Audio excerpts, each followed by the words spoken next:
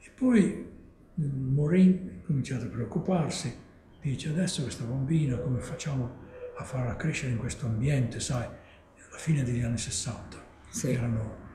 c'era tutto questo movimento, eccetera. Questo preoccupava molto noi, tutti noi, specialmente Maureen, e abbiamo deciso che dovevamo lasciare gli Stati Uniti. E loro mi sono messo in contatto con un mio conoscente, mio amico di Londra, che era una persona molto autorevole, insomma, perché era direttore del laboratorio all'Imperial? Del laboratorio, come si chiama, dell'Imperial Cancer Laboratory di Londra. E così insomma, lui mi ha chiamato, dice vieni a lavorare con noi, così mi ha dato una posizione lì e sono andato a Londra a lavorare. Insomma. E questo dal punto di vista di nostra figlia è stato una cosa estremamente utile, perché lei, siamo arrivati lì, lei aveva 2 anni e non so come Maureen ha avuto modo di conoscere una persona piuttosto anziana, che aveva uno di questi piccolo, una specie di, come si chiama, per far crescere per i bambini, insomma. Un asilo? Un asilo informale, così. Quasi tipo, in casa anche. Sì, di fare così. E poi anche... Un piccolo nido forse? Come? Un piccolo nido? No, ma insomma, c'erano parecchi bambini. Sì. E poi questi bambini avevano di giocare, ma avevano anche modo di essere esposti a questioni pratiche, per esempio a leggere, a scrivere, a vedere cose, giocando. Sì, questo. Per imparare. E perciò lei, Fiona, si è cresciuta, sono stata benissimo, è stato, per cui infatti quando ho raggiunto l'età in Inghilterra, come i bambini possono andare a scuola quando hanno passato, credo, i 4 anni e mezzo. Sì.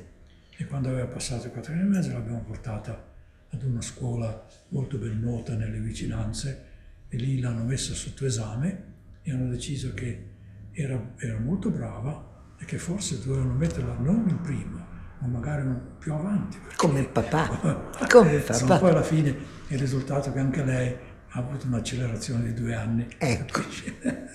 Così sì, vedi, questo è il significato che io dico dell'educazione infantile, che si mandano i bambini a scuola all'età di 6 anni, questo è troppo tardi, bisogna mandarli molto prima, perché poi imparano un mucchio di cose, i bambini. E poi questo succedeva 30 anni fa o anche prima con te, ma pensa oggigiorno i bambini, quello certo. Che hanno. Bisognerebbe non lasciarli così.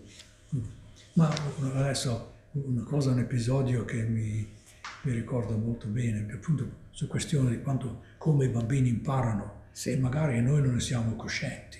Mi ricordo quando la bambina è nata, un nostro amico ha mandato un pacco dove c'era una specie di libro che dice per fare la mente attiva. Sì. E quello che era una serie di cartoni con un nome scritto, sì. Che in grossi caratteri. Sì. E c'erano 2 che erano più grandi di questi cartoni, che uno diceva mammy e daddy, sì. Papà e mamma. Sì. E gli altri erano tutte parole in inglese. Così. E così, per curiosità, noi quando ogni tanto gli prendevamo questo e facevamo vedere, ma bambino le guardava, non sembrava non interessarsi affatto così. E questo mi sono accorto presto, per un po' di tempo, che lei qualcosa imparava, perché dopo un po' di tempo, quando si tirava fuori uno dei cartoni più grandi, sì. Immediatamente lei diceva mammy o daddy, perché sapeva che erano lì, sì. Anche non leggeva per il momento. Ma poi la prova definitiva, bellissima, è stata quando lei aveva, non so, 1 anno e mezzo direi, sì. Insomma così. Piccina proprio. Molto piccina. Che quando eravamo venuto a trovarci un amico, e questo ancora eravamo negli Stati Uniti, eravamo a La Jolla, e eravamo tutti radunati attorno a un tavolo rotondo, dove c'eravamo io, Maureen e questo nostro amico.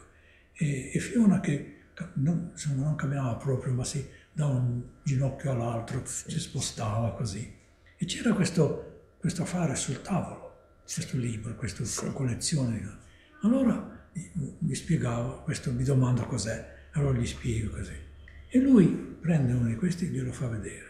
Lei lo guarda e dice Elbow, ed era perfettamente giusto. Capisci? Lei forse leggeva già tutti questi affari. E non ve lo faceva capire. sapere.